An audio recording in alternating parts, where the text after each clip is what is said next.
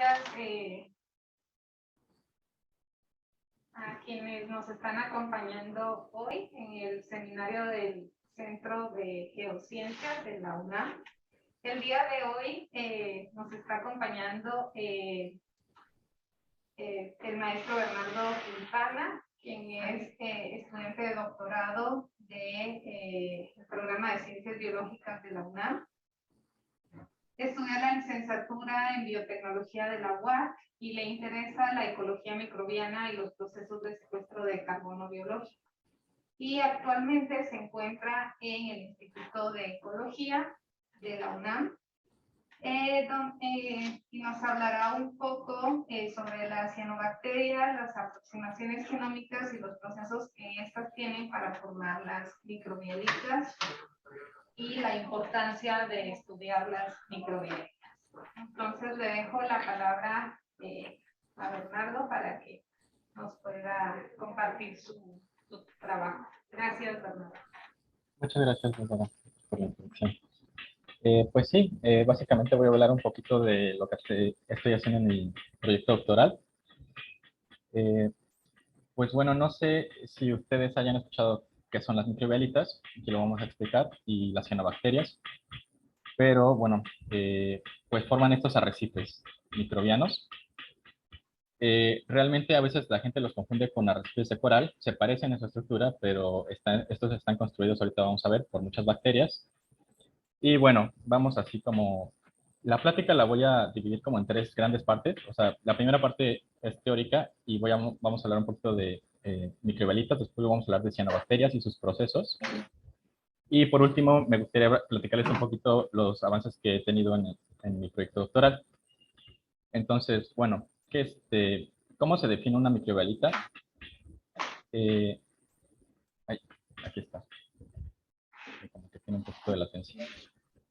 Bueno, una microbialita o microbialito es una formación organomineral, es decir, tiene una parte orgánica formada por un tapete microbiano de bacterias, sobre todo bacterias también arqueas, aunque también algunos pequeños eucariontes, y tiene una parte mineral, generalmente formado por carbonatos. Estos carbonatos generalmente son carbonatos de calcio o carbonatos de magnesio. Una definición más simple todavía es esta que dice que son tapetes microbianos que litifican, es decir, tapetes microbianos que hacen piedra. Ya dependiendo de cómo, digamos, la macroestructura que tienen las diferentes microbialitas, se pueden clasificar, por ejemplo, en estromatolitos, que de hecho es el nombre que casi todo el mundo conoce, que son estas formaciones como de tapetes uno sobre otro, ¿no? Crecen paralelo al sustrato y van formando estas capas. Pero también hay dendrolitos que tienen este crecimiento en forma ramificada, en forma pues, dendrítica. Tiene también los trombolitos, que es también una forma muy común que encontramos en muchas partes, sobre todo en México, ahorita vamos a ver. Y tenemos a los leiolitos, que no tienen una estructura pues, definida interna, y están los oncolitos, que son básicamente un estromatolito que se cerró, ¿no? Es un estromatolito que creció sobre un canto rodado, y la estructura estromatolítica llega a cerrarse por completo. Bueno, yo estaba hablando de las cianobacterias porque si alcanzan a ver en esta figura, toda esta parte verde, que es la fase orgánica, está construido por muchas bacterias. Una de estas bacterias que es muy importante son las cianobacterias. Las cianobacterias básicamente son bacterias entre 1 y 20 micras, que claro, aquí no hay que confundirlas con algas, es decir, son procariontes, no eucariontes, y son las únicas bacterias que pueden hacer fotosíntesis oxigénica, es decir, liberan oxígeno y fijan carbono en forma de materia orgánica. Por esto son productores importantes en todas las cadenas tróficas, sobre todo en sistemas acuáticos, en ríos, lagos y en mares, y más o menos cálculos aproximados estiman que entre el 50 y el 80%, 85% del oxígeno que nosotros respiramos viene de las cianobacterias. Bueno, las cianobacterias, esta imagen que les puse, pues es una fotomicroscopía, pero si se dan cuenta, cuando hacen estos florecimientos, se alcanzan a ver desde el espacio. Eso es el mar negro, es un florecimiento de Bloom, también le llaman, de una cianobacteria que se llama Plantotrix, o nodularia también. Y bueno, esto es muy importante porque como que esta plática estamos haciendo zooms, vamos a empezar a hacer de lo grande, vamos a ver de lo grande a lo pequeño. Y pues de hecho en la ecología microbiana, estamos acostumbrados a hacer estos zoom grandes, de ir de lo pequeño, tener explicaciones grandes, ¿no? Entonces, las cianobacterias, por más pequeñas que sean, sí tienen un impacto ecológico, geoquímico a nivel global. Y ahorita vamos a ver por qué. Bueno, yo ya había comentado que una definición de estromatolito microbialito es aquella de un tapete microbiano que puede hacer piedras, es decir, litifica. No todos los tapetes microbianos litifican, de hecho es raro que litifiquen. Nosotros nos hemos dado la tarea de encontrar por qué litifican y por qué no litifican otros tapetes microbianos. Y encontramos que por lo menos en cianobacterias, vemos que las cianobacterias favorecen la precipitación mineral porque elevan el pH. Al hacer fotosíntesis, la fotosíntesis eleva el pH y esto es como que colateralmente precipitan a los carbonatos que hay en el medio acuoso. También tienen una forma de bioacreción. La acreción simplemente es atrapar activamente material difídrico que se encuentra suspendido en el agua. Muchas cianobacterias tienen un moco que se llama EPS, o es una sustancia polimérica extracelular, que tiene la función de atrapar material difídrico que está flotando para justamente, ya sea para inhibir competencia por la luz o para pues, adquirir también otro tipo de nutrientes.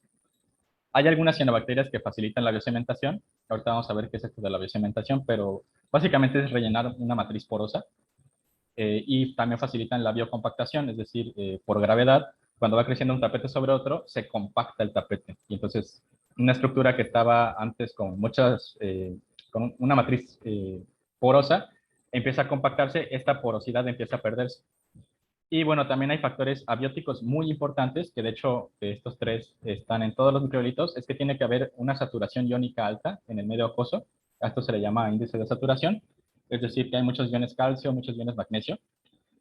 También hay que tener que ver un pH elevado, que esto ya lo vimos que también lo promueven las cianobacterias y otros metabolismos microbianos. Y nutrientes bajos, específicamente hablando aquí del nitrógeno y del fósforo. Esto es como que lo que hemos encontrado que es importante, porque cuando empieza a haber más de estos nutrientes, empieza a haber otras comunidades más grandes, heterotróficas, que se comen a los microbiolitos. Ahorita vamos a ver.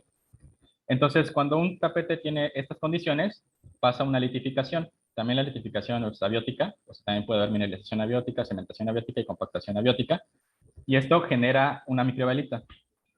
La microbialita tal cual, pues aquí se puede ver, todavía tiene el tapete ahí incrustado, esa parte verde.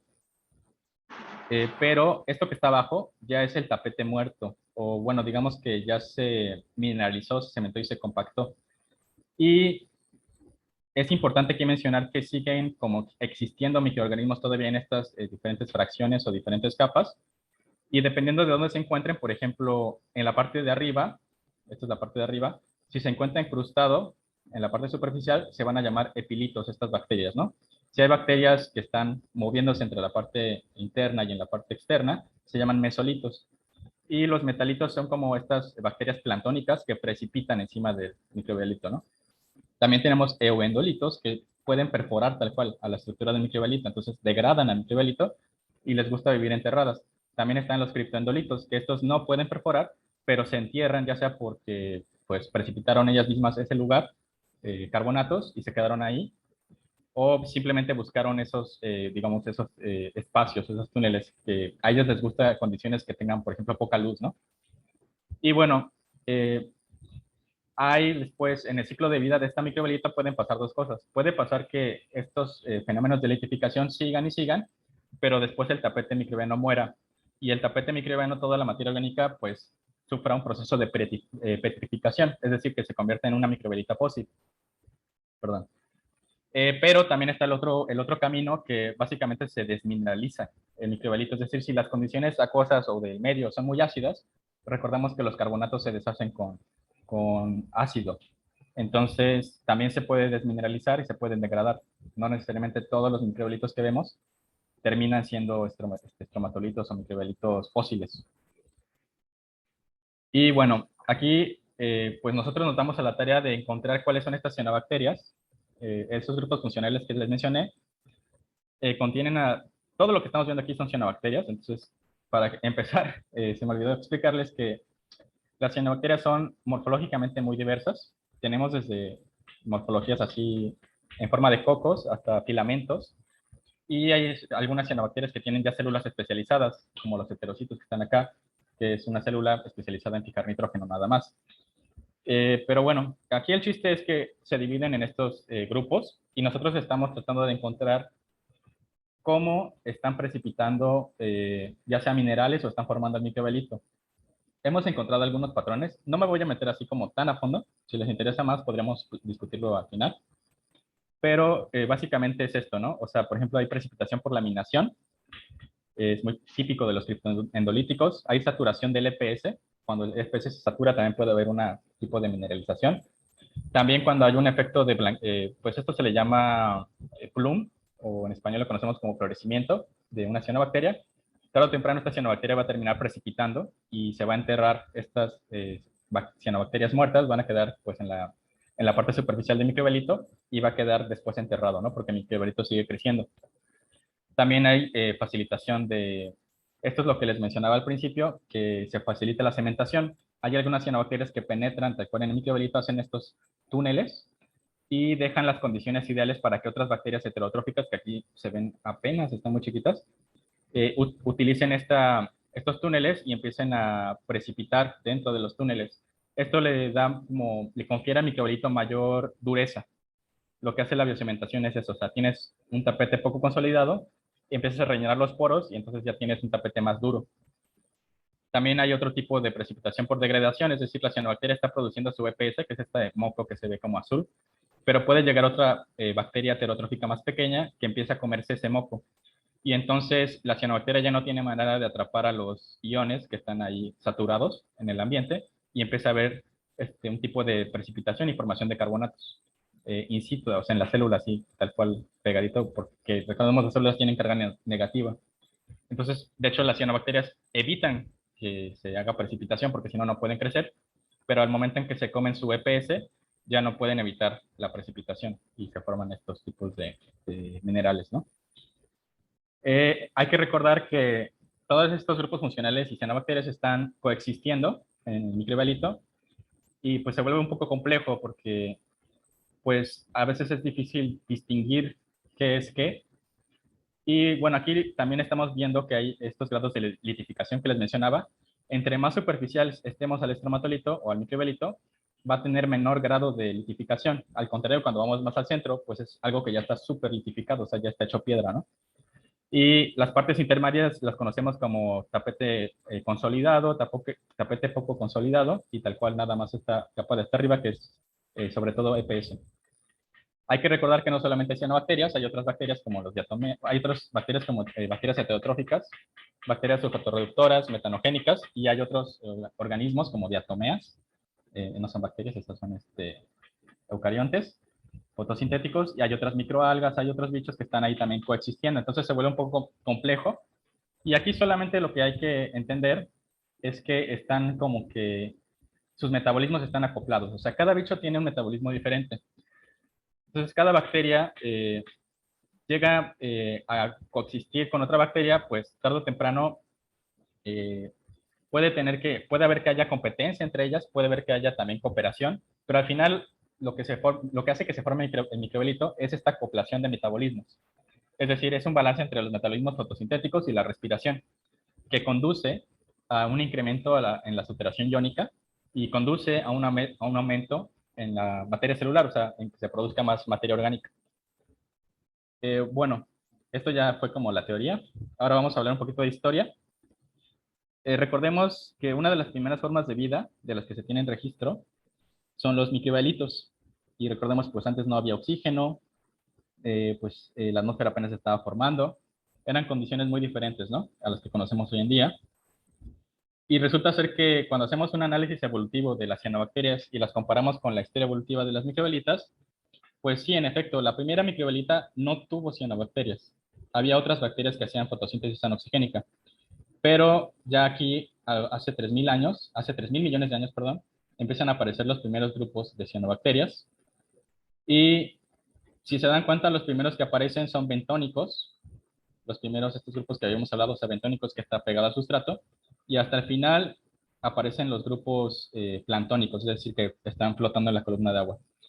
Aquí lo interesante es también ver cómo es, digamos, el crecimiento y decrecimiento de las microbialitas a lo largo de la historia geológica. podemos ver que las microbiolitas tuvieron su máximo pico hace 1.000 millones de años y empezaron a decrecer. Y justamente su decrecimiento concuerda con, con la aparición de los primeros metazoos, es decir, estos bichos que digo que se comen a las bacterias de los microbiolitos, a los primeros eucariontes, y también, pues esto propició mayor competencia porque también aparecen los primeros corales. Recordemos que los corales son animales y entonces empezaron a competir por ese nicho lumínico, ¿no? Entonces, al final, pues decrecieron todas sus poblaciones, también hubo mucha depredación por foraminíferos. Y bueno, al final, estas son las 5 mega extinciones. Hay como un patrón de que todavía hubo recuperaciones cortas de las poblaciones de microbiolito, pero al final, estas son las microbiolitas modernas, las que existen hoy en día. O sea, es nada a comparación de lo que había antes, ¿no? Y esto resulta ser interesante porque estas microbiolitas modernas estamos hablando de hace máximo 20.000 años, 8.000 años. Son microbiolitas que todavía están vivas y son muy pocos casos los que hay en el mundo. De hecho, llegamos a contar en una revisión 40 y de esas 40 hay 3 que están en México. Bueno, se encuentran no solamente en lagos, se encuentran también en cuevas, en estuarios, en manantiales termales, en minas abandonadas se han encontrado, en algunos ríos muy raros y también hay algunas muy raras marinas. Pero bueno, aquí lo que quiero remarcar, ya para terminar toda esta parte de historia, es que somos muy afortunados en México porque tenemos pues una de las pocas microbiolitas modernas, vivas todavía, porque las demás ya son fósiles, recordemos. Y bueno, entonces aquí voy a empezar a contar un poquito de lo que nosotros hacemos. Pues bueno, en mi tesis doctoral yo estuve comparando 2 sistemas. Bueno, en realidad son 3 sistemas. Uno en Quintana Roo y otro en Puebla. Laguna Chichica del lado izquierdo y la Laguna Bacalar. Y el cenote azul, que el cenote azul sí se considera un sistema aparte, está separado por 100 metros de la laguna, 150 metros por ahí de separación, pero ahorita vamos a ver por qué son sistemas diferentes. Y bueno, nosotros hicimos muestreos, por ejemplo, en Achichica y en cenote azul, sacamos microbiolitas de 5 a 30 metros de profundidad, o sea, en un gradiente de profundidad, igual que con cenote azul. Pero en Laguna Bacalar hicimos muestreos de norte a sur, es decir, en un gradiente, pues, acá. Donde las del sur son las últimas. Recordemos, esto nada más es para que veamos en el futuro más adelante. Las primeritas son las del norte y las últimas son las del sur, ¿ok? Y bueno, si hacemos un zoom, vamos a ver cómo está, estos son sistemas diferentes. Vamos a ver que, por ejemplo, el lago Alchichica, perdón, tiene en promedio 60 metros de profundidad, tiene 1 kilómetro de diámetro y tiene microbiolitas hasta los 30 metros de profundidad. En cambio, cenote azul tiene un diámetro más pequeño, estamos hablando de 150, máximo 200 metros de diámetro, pero igual tiene 60 metros, perdón, de profundidad, y se han descrito microbiolitas a partir de los 3 metros, es decir, no hay microbiolitas superficiales. Y caso contrario, Laguna Bacalar solamente hemos encontrado estas microbiolitas superficiales, es decir, como a menos de 1 metro, ¿no? No encontramos microbiolitas a más de 2 metros. También por esto es interesante, porque a la hora que nosotros vemos cómo son físicamente por afuera, pues vamos a hacer otro zoom, vemos que mineralógicamente son diferentes. Laguna Bacalar están más compuestas de calcita y en la Chichica están más compuestas de hidromagnesita y aragonita. También sus condiciones físicas son diferentes. Vamos a ver que el Chichica es pues un lago hipersalino, mientras que Laguna Bacalar y Cenote Azul son ricos en azufre, pero lo que diferencia de Laguna Bacalar a Cenote Azul es la concentración de amonio que tiene. Ahorita vamos a ver qué onda con eso del amonio, pero pues de hecho aquí está la tablita, ¿no? Y pues tienen un pH un poco básico, y las estructuras se alcanzan a ver, esto salchichica, es muy parecido a las estructuras que encontramos en Cenote Azul. Entonces dijimos, seguramente tiene que haber cosas parecidas, ¿no? Tienen que ser similares. Todavía no tenemos los datos mineralógicos para Cenote Azul, está en proceso, pero esperamos que ya podamos hacer esta comparación. Y bueno, hacemos otro zoom todavía, ¿no? Vamos a ver qué hay dentro de las microbiolitas y esto es lo que vemos. En el agua Chichica, perdón, encontramos muchísimas cianobacterias, pero también hay otros organismos, estos son diatomeas, por ejemplo, estas amarillas.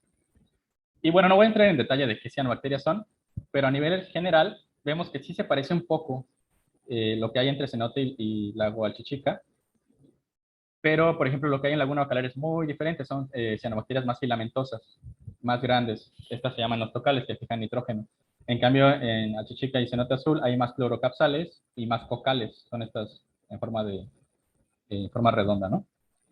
Y bueno, hacemos otro zoom, vamos a la parte molecular, sacamos el DNA de estos bichos y vemos que, en efecto, las cianobacterias son un porcentaje importante, pero todavía son más las proteobacterias. Las proteobacterias no las podemos ver muy bien porque son muy pequeñitas, pero también son relevantes entre los microbiolitos. Y bueno, aquí nosotros vamos a hacer otro zoom dentro de las cianobacterias, porque a nosotros nos interesan las cianobacterias.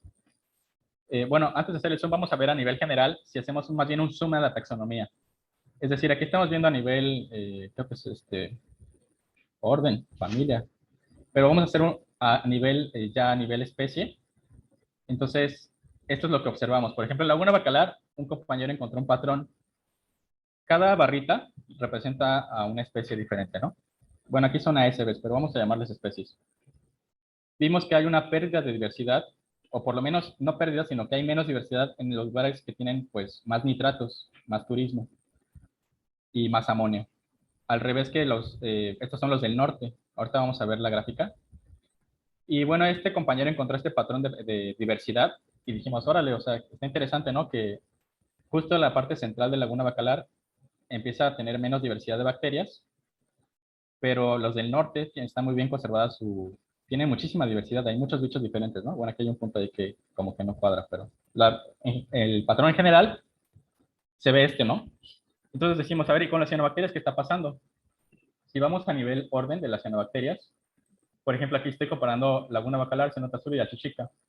Encontramos que estos que están en azulitos, que se llaman oscilatoriales, es un tipo de indicadora, de hecho, porque estas son más, hay de los dos tipos, planctónicas y bentónicas, pero las que encontramos en Laguna Bacalar, curiosamente, empezaron a ser más planctónicas, y nos empezamos a preocupar un poquito porque no es común que haya cianobacterias planctónicas en lagos oligotróficos, como es Laguna Bacalar, cenote azul o Alchichica. Pero aquí empezamos a ver este patrón, y de hecho, esta cianobacteria pues también corroboró lo que había encontrado nuestro compañero anterior, que justamente las zonas del centro y las del sur empiezan a tener más concentración de estas bacterias azules, ¿no? Que son las que digo que son planctónicas. Y bueno, es útil, pero nosotros, bueno, yo en mi caso también me interesa mucho la taxonomía, me gusta pues describir especies nuevas, porque mucho de lo que estamos encontrando son especies que no se han descrito antes, y básicamente lo que yo tengo que hacer es pues una comparación filogenética. Empiezo a hacer estos árboles filogenéticos y empiezo a ver qué bichos no están en la base de datos, ¿no? Estos son, para el caso de, creo que es Alchichica, empiezo a hacer alineamientos de su DNA, esto es un alineamiento de ADN, y básicamente las voy comparando qué se parece a qué, y si ya hay algo reportado que sea en la base de datos muy parecido. Si no, pues es una especie nueva y se tiene que reportar, ¿no? Entonces, también mucho de nuestro trabajo es esta parte, ¿no? De aumentar estas bases de datos. Ahora vamos a la parte del metabolismo, porque no solamente nos interesa saber cómo se llama esa cianobacteria, sino también nos interesa saber qué están haciendo, qué funciones tienen. Entonces, por ejemplo, aquí, cuando comparamos el nivel metabolismo a nivel general de todas las bacterias, vemos que sí son cosas diferentes. Igual cenote azul, el lago cráter Alchichica y Laguna Bacalar se separan. Y cuando empezamos a hacer estas inferencias, decimos, pues tienen que también tener pues genes diferentes, ¿no? Son ambientes diferentes, entonces se tiene que ver reflejado en su ADN, ¿no? O sea, cuando hacemos pues un análisis así, en el caso de cianobacterias decimos, por ejemplo, nada más hablando de la luz, sabemos que en cenote azul y el lago Chichica, pues tienen que estar adaptadas a vivir con menos luz, porque ahí llega menos, penetra menos la luz solar, ¿no? Entonces, nosotros esperábamos que hubiera diferencias a nivel genes eh, de, sí, de cómo se diferencia Laguna Chichica, cenote azul y Laguna Bacalar. Y pues, nos llevamos una sorpresa porque a nivel de cianobacterias vimos que no hay diferencias, hay una redundancia funcional. Pero hay aquí un tema, porque hay una barra muy grande, no sé si fijan a ver hasta abajo, que son proteínas o genes que no están clasificados. Entonces es muy probable que estos genes que están, pues, que son desconocidos para las bases de datos, pues la diferencia esté dentro de estas barras, ¿no? Dentro de esa barrita desconocida. Entonces dijimos, a ver, vamos más profundo. Queremos ver a nivel energético qué están haciendo. Entonces, por ejemplo, aquí estoy comparando cenote azul con Laguna Bacalar. Y si bien no encontramos diferencias estadísticamente significativas, sí vemos un patrón de asociación. Por ejemplo, en Laguna Bacalar hay más fijación de carbono, hay más fijación de nitrógeno, pero al revés, en el cenote azul hay más amonificación y más asimilación de amonio. Esto es interesante. Después también así lo vemos con la fotosíntesis, ¿no? Con los diferentes fotosistemas. Es evidente que las cianobacterias de profundidad necesitan producir más genes para los fotosistemas, porque necesitan hacer más fotosíntesis. Hay menos luz, entonces requieren más proteínas para hacer fotosíntesis. Y bueno, así para cada uno de esos metabolismos. Y pues aquí seguimos. Realmente yo también trabajo con cultivos y justo estos datos genéticos los usamos para ensamblar genomas y describir especies nuevas. Pero resulta ser que también se ha olvidado mucho tradicionalmente a la microbiología tradicional se la ha dejado mucho de lado y nos estamos dando cuenta que es muy importante porque muchas veces estos ensambles metagenómicos son ensambles bioinformáticos, o sea, es un programa de computadora que alinea secuencias y que muchas veces se pueden crear quimeras informáticas y entonces necesitamos un respaldo, un backup real, en este caso son los cultivos. Yo me dedico mucho a aislar a estas cianobacterias y pues básicamente esto pues es un proceso que es un paso pendiente todavía, ¿no? Yo ya tengo varios aislados y pues tienen potencial porque estos aislados también tienen potencial biotecnológico, ahorita vamos a ver. Y bueno, ya estoy concluyendo. Nada más me gustaría terminar con algunos mensajes rápidos. Al principio pues vimos esto, ¿no? Que pues los microbiolitos son muy pocos. Entonces creo que aquí vale la pena dejar un mensaje de que es importante cuidarlos. Pues como vimos, los microbiolitos no duran para siempre. Si se acidifica el agua, se pueden degradar, ¿no?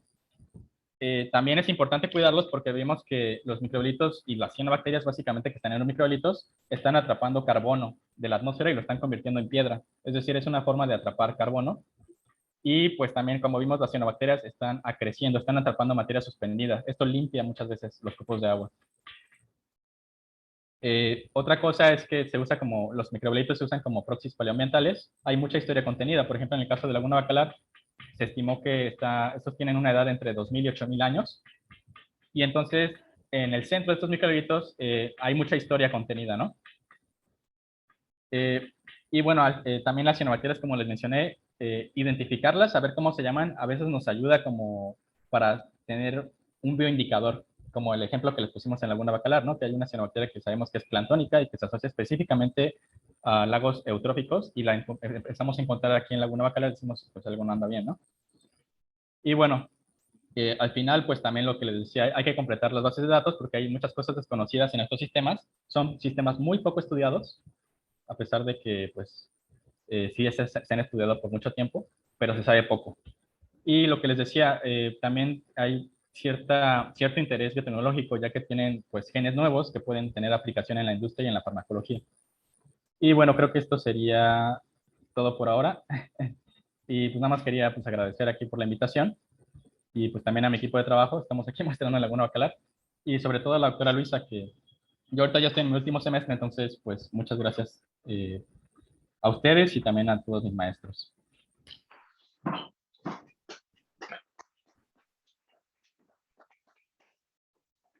Ay, Muchas bueno, gracias. sí, no sé si tengan preguntas o tenemos tiempo, no sé si cómo vayamos por ahí. Pues muchas gracias por este recorrido que nos hiciste desde en el tiempo, por ejemplo, a las microbiolitas, creo que fue muy ilustrativo, no sé si alguien... Sí, yo tengo muchas.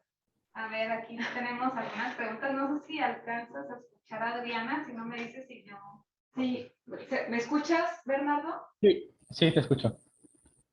Muchas gracias por tu presentación, bastante ilustrativa y muy interesante tu línea de investigación. Oye, tengo Gracias. muchas cosas que a lo mejor son de principiante. Sí. Las microbialitas, solamente hablas de, o sea, mencionaste que muchas de las cianobacterias como las protagonistas, y por ahí comentas que hay una posibilidad, mira, ya me vas a ver. Hablas de la posibilidad de que haya otro tipo de bacterias, ¿no? Heterotróficas y Sí. Cuando se habla de microbialitas, ¿solo se habla de carbonatos? No, o sea, realmente cuando estamos hablando de un microbiolito, estamos hablando de esta formación organomineral. Es decir, es la parte mineral más la parte orgánica. Claro que si ya Exacto. dices que es un microbiolito fósil, ahí sabes que solamente estás hablando de una roca sedimentaria, ¿no? Sí, correcto, pero puede ser algo que no sea un carbonato, o sea, una microbialita puede ser de otro mineral diferente al carbonato. Sí, qué buena pregunta. Fíjate que la mayoría son, básicamente la mayoría son de carbonatos de calcio y magnesio, pero también hay algunos ejemplos un poquito más raros de algunos sinterizados silicios y también creo que hay algunos tipos de mineral que crecen sobre rocas fosfáticas. Son muy pocos esos ejemplos, pero sí existen. De hecho, aquí cuando hicimos la revisión, déjame poner. Sí, justo, o sea, recuerdo bien que, por ejemplo, hay alguna microbialita por acá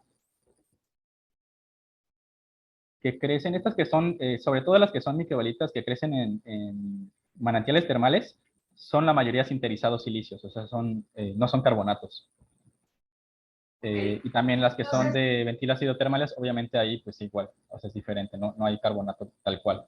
Aquí todavía hay que aclararles que está muy discutido todavía hasta dónde abarcan las microbialitas.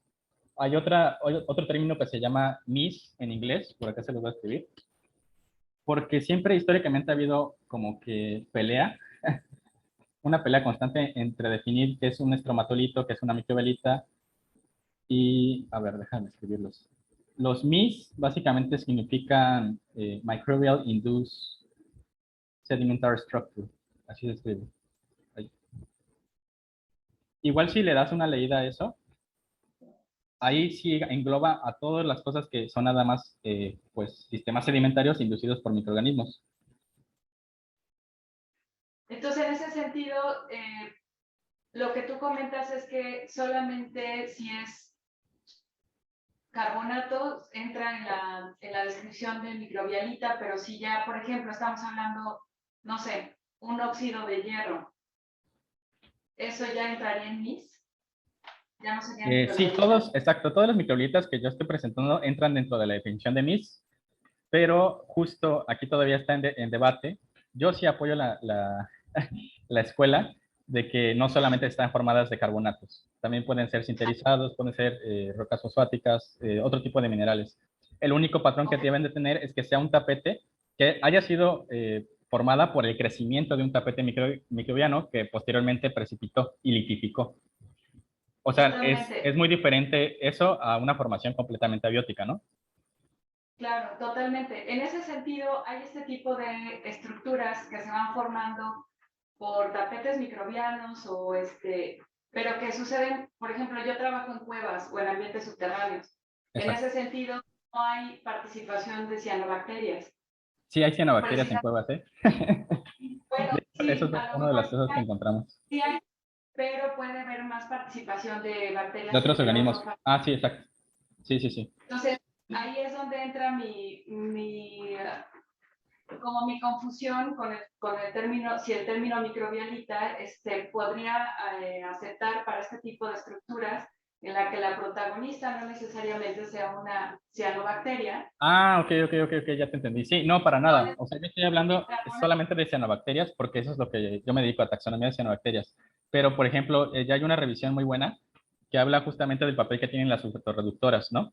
Y también las alfa-protobacterias. Entonces, de hecho, creo que están en ese top 3. Son alfa-protobacterias, sulfatorreductoras, cianobacterias, y también hay otro artículo por ahí que habla del papel que tienen los virus, porque los virus lo que hacen es que degradan a las comunidades y provocan este tipo de precipitación por degradación de la comunidad. Entonces, sí, o sea, no sé, yo estoy completamente sesgado hacia cianobacterias porque eso es lo que yo estudio.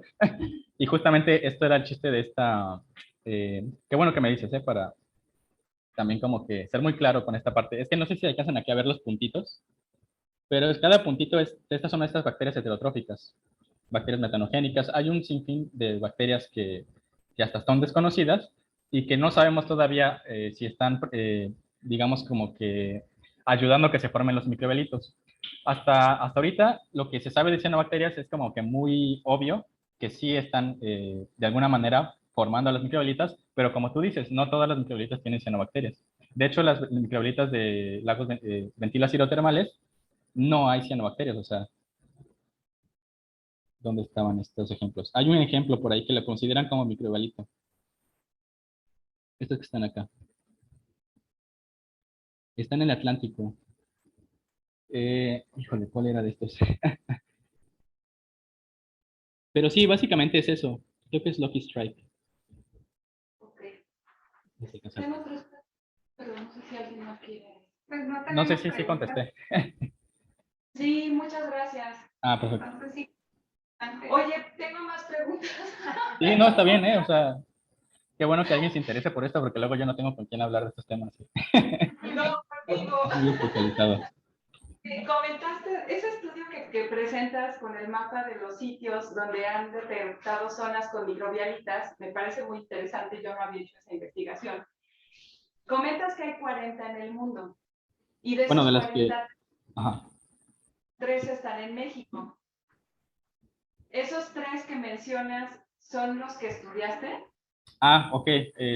Estudié dos. Me faltó estudiar Cuatro Ciénegas. Lo que pasa es que Cuatro Ciénegas ya está siendo estudiado por la doctora Valeria Sousa.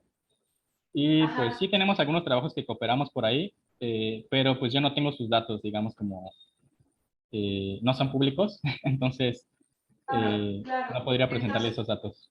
Pero básicamente, esa, les cuento rápido, así, en Cuatro Ciénegas son muy parecidos un poquito a lo que hay en Laguna Bacalar, son someras, o sea, no hay de profundidad, y son también como tapetes suaves, a veces como en Laguna Chichica. Esto que les comentaba de los grados de litificación, nos referimos a qué tan dura está la microbiolita, porque hay unas microbiolitas que tú agarras y se deshacen, pero hay unos microbiolitas como los de Chichica que son durísimas como una piedra, porque son carbonatos de magnesio, ¿no? Hidromagnesita, que es súper dura. sí, Pero, oye, ajá, pero en Guanajuato, el Rincón de Parangueo, ¿no se consideran también microbialitas? fíjate que sí he escuchado de esas, pero es que creemos que esas son tapetes, tendríamos que verlas, porque nosotros nunca las hemos visto. De hecho, qué bueno que lo mencionas, porque si conoces de más ejemplos, nos han dicho de varios lugares. De hecho, ahorita vamos a ir a explorar unos lugares acá en Campeche que parecen, o sea, parecen, se ven en las fotos, pero necesitamos realmente ver cómo están construidas, ver la mineralogía, pues básicamente, pues ir al lugar y ver cómo es ese sistema, ¿no? Porque creo que lo que Claro, pasaba en este Rincón de Parangueo es que, no sé, corrígeme si estoy mal, pero creo que se estaba desecando o ya estaban completamente secas esas microvelitas, o sea, están en proceso de desecación. Sí, ajá. posiblemente medianamente activas. Ujú. Sí, porque eso ya podría considerarse como cuando ya muere completamente, cuando ya no hay digamos, un tapete. Pues de hecho también en Alchichica están, de hecho aquí no tengo las fotos, pero ya a 40 metros y a 50 metros también se han encontrado estructuras de microbialitas, pero eso ya las consideramos como microbialitas muertas porque ya no tienen el tapete. O sea, ya es puro mineral. Sí, acá sí, sí tiene diversidad microbiana igual y sí tenemos que platicar un poquito de estos Sí, lugares estaría muy porque sí, interesante, justo. sí, de hecho no está solo Rincón de Parangueo, es como una zona de lagos mar que hay en esta región de Guanajuato que mencionas, Diana, y que sí hemos encontrado como muchas formaciones de microbialitas y que nos gustaría mucho como estudiarlas, acceder más a ellas, pero pues hay un tema ahí como de cuidado para llegar al área pues, por situaciones ya más de Sí, seguridad. humanas, de violencia y este tipo de cosas Ok. que sí pero Sí, muchas Gracias, veces, Valeria. ¿sabes? A eso me he dado cuenta que eso a veces también ayuda a la conservación. Muchos sistemas quedan sí, completamente aislados, ¿no? Pero bueno, pero sí, sí hay varios lugares pues, que podríamos explorar. Nosotros hemos trabajado en Rincón de Parangueo y pues sí, están arrojando cosas interesantes. Pues sí, sí, sería muy interesante. Nosotros seguimos todavía, ya les adelanto, spoiler alert, que también hay microbiolitas en Quintana Roo, encontramos en algunos lagos, pero justo apenas vamos a hacer los análisis moleculares. Ya confirmamos que sí son microbiolitas, pero ahora tenemos que ver cómo están compuestas y qué bichos hay, ¿no? Pero sí, en efecto, o sea, estaría muy interesante hacer un proyecto igual. Ahí está mi correo, ahí, déjalo, pongo. Por si les interesa o quieren saber más sobre cianobacterias, sobre microbiolitos. Yo trabajo con la doctora Luisa Falcón. Creo que somos nada más dos grandes grupos que trabajamos, o tres grandes grupos que trabajan con microbiolitos. Una es la doctora Valeria Sousa, está en Ciencias, la Facultad de Ciencias, y este grupo de la doctora Luisa Falcón. Pero pues me puedes escribir ahí en un correo y vemos. Estaría interesante. Lo platicamos para ver si podemos hacer algo ahí de metagenómica. Si quieres, le doy la palabra a, Sí, a Jaime y No, luego regresamos. No, yo ya a Adriana. es algo sencillo. Bernardo, muchas gracias. Jaime, de este lado. Una pregunta, ¿cómo fechan estas formaciones y el fechamiento que puedes llegar a tener de esto? ¿Qué representa el inicio de la formación de estos seres vivos o cuando ya murieron? Ok, o sea, en cuanto a fechamiento, o sea, yo sé que para Laguna Bacalar usaron una técnica de, como son muy recientes, o sea, recientes geológicamente hablando, creo que todavía los alcanzaron a fechar con carbono, el delta de carbono, ¿cómo se llama este? La isotopía. Pero, espérame, te quería poner esta gráfica. Resulta ser que en el artículo donde fechan, o sea, exactamente no recuerdo cómo se llama el método, pero ellos las ponen en 2000 años, más menos 8000 años. O sea, tiene un grado de error muy grande, ¿no? Estas sí, estas del arqueano y las del proteozoico, estas microbiolitas, pues obviamente ustedes creo que ya conocen esas técnicas, o sea, no tiene nada que ver con lo que hacemos acá de delta de nitrógeno, delta de carbono, pero para microbiolitas modernas creo que usan eso, delta de isotopía de carbono, o sea, la diferencia que hay entre 12 y 13, y no sé, no estaría muy seguro de que te dé exactamente de cuándo inició, sino simplemente medimos como el porcentaje de carbono orgánico de preferencia que tiene la vida sobre el carbón, o sea, ya ves que hay una preferencia de carbono 13 sobre carbono 12, o no recuerdo si es al revés, pero el chiste es que se crea un diferencial. Y ese diferencial, tú puedes saber si, primero si fue de origen biológico, y después te sirve para, como es un rate constante, puedes hacer como este tipo ¿cómo se dice? Regla de tres, y ver qué tan antiguo es. Pero pues mira, o sea, te estoy diciendo que son más o menos 8000 años, entonces no creo que sirva ni para el inicio ni para el final. O sea, ese grado de error es muy grande. Eso me Y para el interesa. caso, sí, perdón. Perdón. Si tienen como un crecimiento con una tasa más o menos constante, es lo que entendí también. En el caso de Alchichica, no sabemos. En el caso de Laguna Bacalar, sí. Sí está registrado que es creo 1 milímetro por año, más o menos. Por año. Entonces, si alguien puede observar un afloramiento con estos bichitos y tienen un tapete, más o menos con el espesor te puedes dar una idea de cuánto tiempo lleva construyéndose esa formación. Sí, o sea, de hecho hay documentados muchos casos en Bacalar, porque pues ahí como hay mucha gente. O sea, sabemos que todas las estructuras que vemos tardan cientos de años en formarse, ¿no? Por más pequeño que sea. Y las estructuras más grandes son las que ya sabemos que están entre 2000, 8000 años. También se han sacado núcleos con esta tasa, que ya sabemos que es 1 milímetro por año, sabemos por el tamaño que tienen, más o menos qué edad tendrían.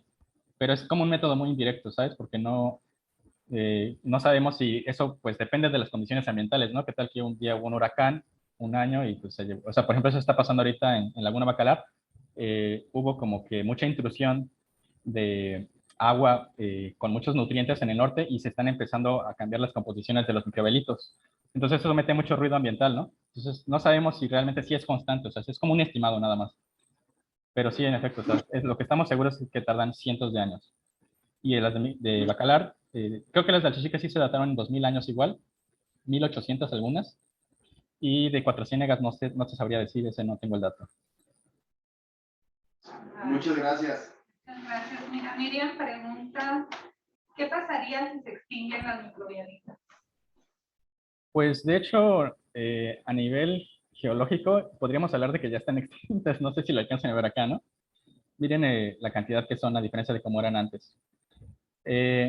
Realmente las microbitas que tenemos hoy en día ya no juegan un papel como jugaban antes. O sea, antes realmente sí cambiaban las condiciones ambientales de los ciclos geoquímicos de toda la Tierra, pero como son tan pocas ahora y son sistemas que están súper aislados, pues básicamente, si acaso Laguna Bacalar sí tiene algún tipo de como papel de fijación de carbono, porque de hecho, se me olvidó comentarles que Laguna Bacalar es el sistema más grande en el mundo con microbialitas. O sea, es el sistema que tiene más microbialitas en el mundo, modernas.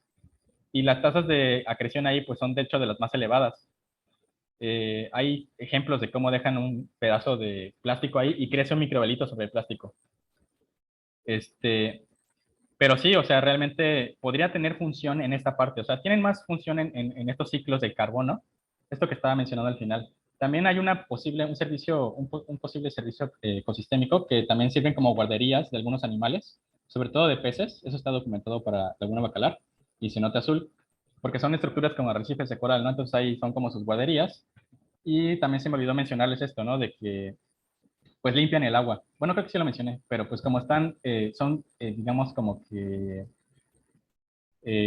comunidades bentónicas, están compitiendo constantemente con las comunidades planctónicas. O sea, ya no les conviene que le tapen la luz otras comunidades que están arriba, ¿no?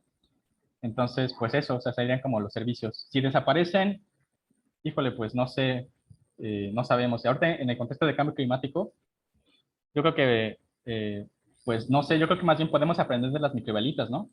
O sea, cómo realmente sí podría ser, de hecho, una solución de secuestro de carbono, ¿no? De la atmósfera. Eh, pero sí, es un crecimiento muy lento. No sé si contesté tu pregunta, me desvié un poquito. Yo creo que sí, nos diste los ejemplos claves. Pues yo creo que vamos con la última pregunta de Adriana y yo tengo una. Sí. Sí, es una última, es más bien técnica con respecto a lo que comentabas de la última parte que me parece sensacional, que estás trabajando técnicas tradicionales de aislamiento y cultivo y proliferación de las bacterias. Ah, sí. Sí, me parece fantástico. Felicidades porque realmente ahorita ya todo el mundo se queda con voy a entrecomillarlo, con la comodidad de la parte molecular, Sí. pero ya nos estamos olvidando de cómo se ven y precisamente entender mejor los metabolismos. Entonces, por una parte quiero felicitarte por estarte metiendo en esta dualidad, bueno, esta parte que tiene las dos partes, bueno, que tiene las dos partes de investigación. Y por otra parte es, si has tenido que hacer modificaciones en tus medios de cultivo, dado que estás buscando especies nuevas, ¿no? O sea, dentro de lo que estás haciendo de la parte molecular, estás identificando que hay posibilidad de tener nuevas especies, pero estás de acuerdo que no podrían cultivarse nuevas especies en medios estandarizados. Entonces, ¿qué tanto has tenido que hacer? O bueno, una pregunta es, si has aislado nuevas especies o nuevos taxa que no has podido identificar en medios estandarizados, y por otro lado, si estás haciendo nuevos medios de cultivo, o sea, si estás adaptando tus medios de cultivo a las condiciones que te pudieran permitir aislar nuevas especies. Ah, sí, muchas gracias por la pregunta. Pues sí, fíjate que realmente al principio sí tuvimos problemas para crecer estas cianobacterias. Yo crezco cianobacterias, realmente es con lo que yo trabajo. Trabajar cianobacterias tiene pros y contras. Uno de los pros es que crecen muy fácil en un medio que está estandarizado que se llama BG11. Les gusta mucho, es un como tipo medio mínimo. Pero, pues justo como estamos trabajando en zonas que son condiciones físico-químicas muy especiales, lo que yo empecé a hacer fue como que a imitar el sistema, ¿no? Entonces, básicamente empecé como que a combinar el BG11 con el agua de ese sistema, o sea, ya sea de la laguna, de Bacalar, de Chichica, y empecé a hacer como diferentes concentraciones, y sí creo que al final lo que mejor funcionó fue como irlas acostumbrando poco a poco, o sea, al principio crecerla nada más con el agua original, poco a poco ir introduciendo el BG11, y al final creo que ya podíamos cultivarlas completamente en BG11 cero, porque es un medio que no tiene nitrato. Entonces, esa fue la técnica que estamos usando. También otras técnicas que hemos usado es como que probar también algunas cosas en oxigenia. De hecho, por ahí nos... Es que a veces pasa mucho en la vida real que tienes suerte, ¿no? Entonces, por ejemplo, en el caso de Zika, yo sí pude aislar 7 cianobacterias. Y de hecho ya están secuenciadas, ya están todos, ya se fueron, creo que hasta una colección en Japón. Pero sí, es complicado. Una de las contras es que es muy lento este crecimiento. Como son cianobacterias de bentónicas y de microbialitas, me tardé 2, 3 años en aislarlas. Entonces, pero es algo que va a valer la pena porque ese es un trabajo que se queda ahí guardado, que alguien más puede retomar y decir, sabes que esto es este sistema, está muy bien como caracterizado y se pueden hacer toda esta parte de complementación de la base de datos, ¿no? Eh, básicamente es eso, o sea, usamos esa mezcla de medios. Y también imitamos, no sé si alcanzas a ver ahí que el fondo es azul, ¿no? Imitamos mucho las condiciones lumínicas de cómo es la laguna o de ese sistema, porque resultó ser que esto fue lo que más le gustó. Por lo menos a las cianobacterias les encanta, de Laguna Bacalar les encanta este tipo de fondo. A las de Chichica les gusta un fondo azul más oscuro. Pero pues igual se tardan sus años en crecer, ¿eh? O sea, no se crean que es tan fácil. Hay algunas cianobacterias que sí crecen muy rápido, que son las plantónicas, pero de hecho pues eso es lo que nosotros evitaríamos, ¿no? O es lo que no quisiéramos ver en esos sistemas naturales. Pero sí, ahí están. Muchas Sí. gracias. No, muchas gracias. Tenemos otra pregunta por aquí. Hola, bueno, acá estoy, Mildred.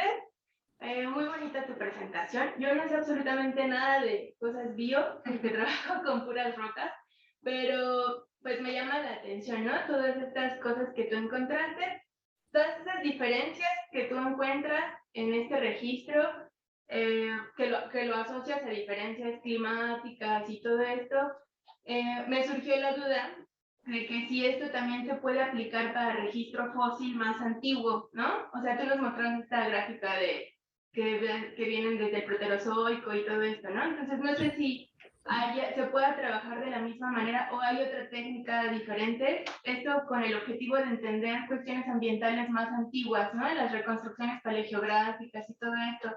Entonces, no sé si me puedas explicar, porque yo no sé absolutamente nada de esto. Ah, ok, qué buena pregunta. Pues mira, realmente es complicado porque lo que nosotros hacemos es hacer comparaciones a nivel genético, a nivel genómico. Y tú ya cuando tienes un fósil, pues ya no tienes nada vivo, o sea, ya no hay DNA ahí. Entonces, pues se vuelve como súper complicado tratar de identificar. Lo que sí tenemos son fotografías, ¿no? De un fósil microbialito vemos por ahí estructuras que se parecen a una cianobacteria, pero nosotros no sabemos si realmente es una cianobacteria, o sea, no podemos extraerle el DNA, ¿no? Estaríamos inventando ahí Jurassic Park, ¿no? Porque ese DNA, o sea, no se preserva. O sea, básicamente recuerda que la petrificación se sustituye, ¿no? Lo que era, hay una sustitución mineral y ya no tenemos nada de esta información, se pierde. O sea, todos esos análisis comparativos a nivel genético no podrían funcionar. Lo que sí existe, por ahí hay un artículo muy bueno, es una comparación morfológica. Eh, híjole, bueno, lo tengo acá, pero es que les quiero enseñar más así como la foto rápido. Eh, como que se desordenó mi escritorio. Híjole. Bueno, pero te explico, o sea, rápidamente, nada más es un análisis que hacen de fotografía y hacen este tipo de comparación genómica porque se pueden hacer inferencias evolutivas con los genomas de las especies. Por ejemplo, esto que está acá, espérame, como que tiene mucha latencia. Mira, estos que les puse abajo, estas bacterias, realmente no es que se haya encontrado esa bacteria ahí, en esa microbialita, ¿no? O de esa época, sino que se hizo se llama reloj molecular. Hacen como estos supuestos de que la tasa de mutación que tiene cada bicho es constante también. Entonces se van analizando su genoma hacia atrás y dicen, es muy probable que esta bacteria, que tenemos su genoma ahorita, esta Cleobacter, existe, o sea, está ahorita en la vida real, pero es muy probable que se originó en esta época porque con el reloj molecular, más o menos, eso estima, ¿no? Que apareció hace 3.000 años. Lo que hace este artículo es que va y revisa si encuentra este tipo de estructura que se parece a esta cianobacteria en la microbiota fósil. Entonces, eso es realmente lo que se hace, son análisis comparativos de, pues sí, las microfotografías de los fósiles y los comparamos con los actuales. Y de hecho, la conclusión de esos artículos es que resulta ser que las microbialitas del Proterozoico medio sí son muy parecidas a las microbialitas modernas que tenemos actualmente, pero no se parecen a nada a las del Arqueano ni a las del Paleoproterozoico. Son muy diferentes porque obviamente todavía no existían estas cianobacterias, ¿no? O sea, todavía no había esta diversidad de bichos. Recordemos, ese es el origen de la vida, ¿no? Hace 3.500 millones de años. Entonces, obviamente, todas estas microbialitas de acá, que sí está, digamos, ahí tienen su registro y tienen sus microfotografías, pues no se parecen en nada, obviamente, a lo que tenemos en la actualidad. Es incomparable, ¿no? Lo que sí se ha hecho es comparar estas de acá, estas del Neoproterozoico, sobre todo el Fanerozoico. Esas son las que tienen todavía más artículos, o sea, hay más estudios sobre estas. Y no sé si contesté tu pregunta. Pero a ver. Sí, muchas gracias. No, Pues muchas gracias, Bernardo. Pues Alex y miembros te felicitan por tu plática muy interesante. Y yo solo tengo unas preguntas muy rápidas de en sí de las cianobacterias, ya que nosotros hemos encontrado una gran abundancia de cianobacterias atrapadas en sedimentos profundos y esto nos llama mucho la atención porque pues por las cuestiones y también bueno, que se asimila mucho la abundancia que hemos encontrado en sedimentos profundos con microbialitas. Entonces, pues eso nos llama la atención si será un flujo móvil, serán cianobacterias que quedaron atrapadas en el sedimento o están vivas todavía y están cumpliendo una función. Entonces, órale, muy interesante. Ahí estaría muy padre ver si, exacto, como dices, si todavía están metabólicamente activas. Eso se puede hacer con RNA y ves si realmente lo que tienes en ese sedimento fue un precipitado de una cianobacteria que murió o está en descomposición, o simplemente es una cianobacteria que está adaptada a vivir a ese tipo de ambiente, ¿no? Eso se vería muy fácil nada más viendo como que esa diferencia entre ribosoma, o sea, la cantidad de ribosomas que está produciendo y la cantidad que tiene en su genoma. Entonces, sí se ve con el RNA. Y de hecho, perdón, sí te escucho. Bueno, lo que nos llama la atención es la cantidad que tenemos. O sea, sí tenemos muchas lecturas. Ok. Es que se me olvidó platicarles también algo que era como básico de las cianobacterias. No sé si alcancen esta imagen que les puse al principio. Es un bloom de cianobacterias. O sea, es una cantidad de biomasa impresionante. Todo esto no va a quedar flotando, tarde o temprano va a precipitar al sedimento marino.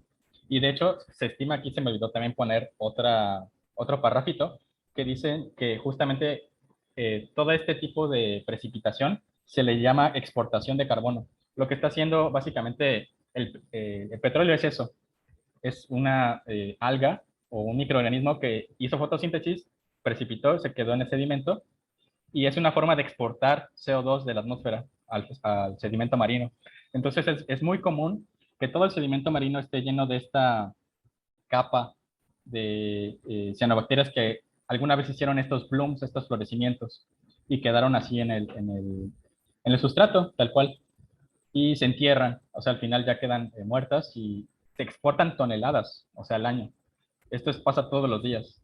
Y es algo de lo que muchas veces a las cianobacterias no le damos como que ese peso, esa importancia, ¿no? Decimos, sabes que los árboles son bonitos, son buenos porque están reduciendo el CO2, cuando realmente el que está exportando el carbono, o sea, el que está sacando el carbono de la atmósfera terrestre, son las cianobacterias y los microorganismos fototróficos marinos. Tienen más área de cobertura y hacen estos blooms y todo ese carbono que se transforma en materia orgánica precipita al fondo marino y se queda atrapado en el sedimento y después ustedes conocen los procesos de litificación. Pasa ya a ser parte de algo abiótico, ¿no? Ya. O sea, sí podríamos decir que en ese momento, en el tiempo, pudo haber un bloom de cianobacterias debido a un fenómeno que quedó ahí atrapado. Sí, creo que hay como 2 grandes blooms así al año, a nivel global. Y tiene que ver mucho con la concentración de nutrientes. De hecho, básicamente, no sé si han visto fotos desde el espacio de cómo se ve, por ejemplo, la costa de Florida, que viene súper cargadísima de estos fertilizantes, que básicamente es alimento para las cianobacterias o para otras algas, y hacen estos blooms, o sea, están secuestrando esos nutrientes y están también atrapando CO2 y tarde o temprano va a precipitar, pero también hay que tener cuidado porque no solamente liberan oxígeno, también respiran, o sea, también estos blooms pueden a veces ser tóxicos y se llevan el oxígeno, o sea, de los peces mueren porque se quedan sin qué respirar, o sea, no hay oxígeno. En la noche las cianobacterias también tienen que hacer respiración celular y pues básicamente pues los famosos florecimientos que vemos, por eso los asociamos con cosas malas, ¿no? Por ejemplo, Chapultepec está lleno de eso, ¿no? El lago de Chapultepec es una nata de superproductiva eutrófica de estas cianobacterias y de otras microalgas, pero también está la otra contraparte. Hoy explicamos más bien la contraparte de los que son bentónicos, es decir, los que están acostumbrados a vivir en aguas limpias, transparentes y estar pegados al sustrato. Esos están metabólicamente activos y están justamente evitando que llegue una bacteria planctónica, o sea, que llegue flotando y le quite pues ese espacio, ese nicho, ¿no? Entonces, pues sí, tiene implicaciones a nivel ecológico muy grandes esta las cianobacterias. No solamente estamos hablando de una bacteria así chiquita. O sea, esto son cálculos a nivel de toneladas métricas por año, las que están capturando. Y última pregunta, ¿esta revisión que hicieron ustedes nos la puedes compartir, Fernando? Está en proceso, ¿eh? Sí. Sobre todo esto. La presentación se les puedo compartir, pero estas figuritas, estas dos de acá, todavía le tengo que preguntar a mi jefa. Pero sí, yo las hice. Entonces, igual les paso la presentación, con la excepción de esas tres figuras. Sí, Pero creo que a muchos de acceso. esta revisión que estás haciendo. Así que cuando puedas compartirla, te lo agradecemos. Sí, sí, exacto, sí, justo es una revisión. Bueno, pues muchas gracias. Te felicitan por la plática. Creo que fue muy, muy didáctica, muy buena. Te agradecemos. Muchas gracias. Creo que da todo el seminario de este día. Perfecto, muchas gracias.